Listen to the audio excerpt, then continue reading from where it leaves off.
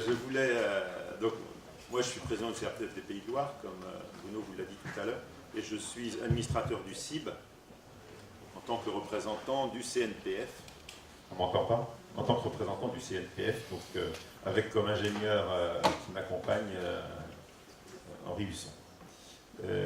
Voilà, je voulais remercier Bruno Lafont parce que ça fait quand même 3 ou 4 fois que je viens en Aquitaine et qu'il me remercie de venir. Je ne désespère pas de pouvoir faire la même chose en Pays de Loire. L'invitation est toujours remarquée. Voilà, donc moi, ma vue, en tout cas en tant que producteur et représentant de la forêt privée dans tout ça, c'est que si on revient un peu à l'historique où ça a été fait, finalement, avant l'arrivée du pétrole, le bois, c'était la première énergie chez nous, donc on ne réinvente rien. C'est un peu comme dans les villes où on a enlevé tous les tramways dans les années 50, et puis en ce moment on remet les tramways parce que c'est moderne, c'est un transport comme on ne l'avait jamais imaginé, etc. Enfin, voilà. Donc dans le bois, je trouve qu'on est un petit peu pareil. Voilà, donc on ne réinvente rien. Après, d'aucuns vous diront, oui, mais alors une récolte plus importante de bois, ça posera un problème sur la biodiversité. Je ne sais pas si au 18e, en tout cas dans nos régions de Pays de Loire, vous m'entendez? Oui. Si, très bien. Alors comme ça, vous m'entendez mieux, je parle moins fort.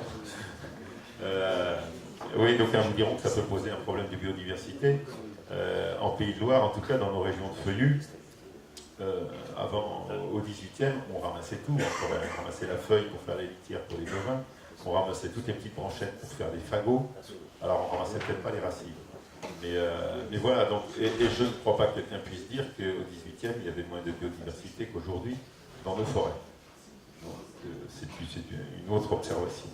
Alors maintenant, c'est vrai que le changement pour nous, c'est qu'avec l'arrivée du pétrole, on a arrêté d'utiliser tous ces bois, et qu'aujourd'hui, eh bien, on y revient.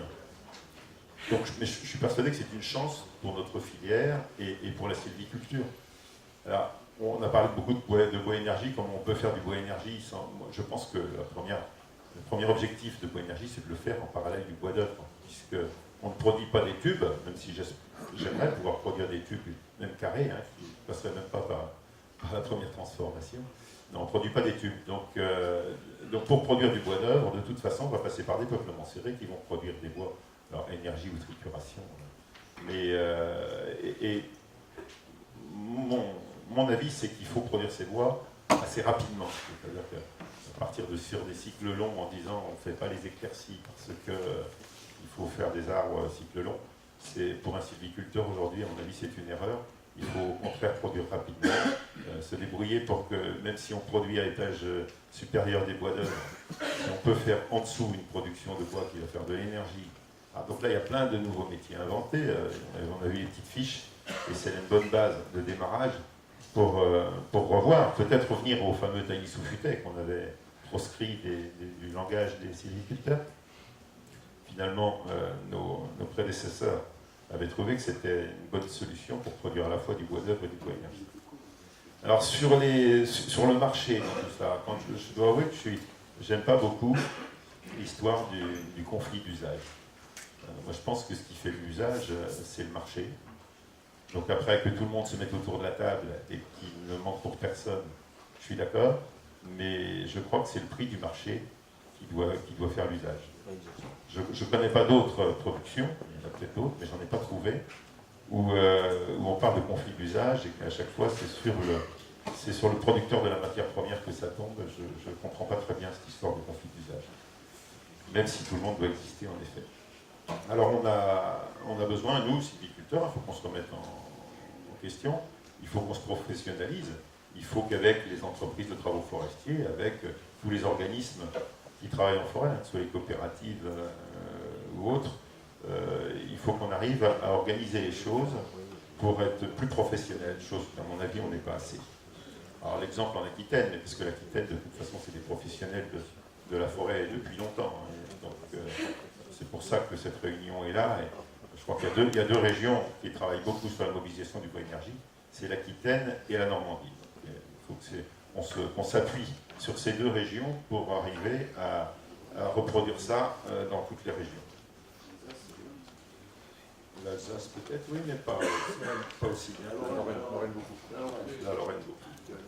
Mais les Pays de Loire aussi, tout le monde s'en occupe. Mais ceux qui ont une longueur d'avance, c'est quand même l'Aquitaine et la Normandie, à ma connaissance en tout cas. Ce qu'on voit aussi, moins que le président du CID me contredise, mais je crois que c'est vraiment les deux régions qui ont une petite longueur d'avance. Donc il faut qu'on accroche les wagons derrière et qu'on y aille tous. Voilà, alors c'est vrai que pendant longtemps, l'ADEME aidait plus l'installation de chaufferie, et c'est normal parce qu'il y avait le serpent qui se mordait la queue en disant s'il n'y a pas de producteur de bois énergie parce qu'il n'y a pas de chaudière, et il n'y a pas de chaudière parce qu'il n'y a pas de producteur de bois énergie.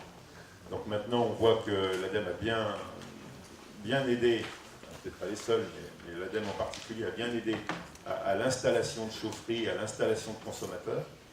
Maintenant il faut peut-être voir comment on pourrait aider un peu plus à la mobilisation, parce qu'il va falloir investir dans des matériels nouveaux, des techniques nouvelles. On en a vu, il y a quelques-unes qui ont été décrites là.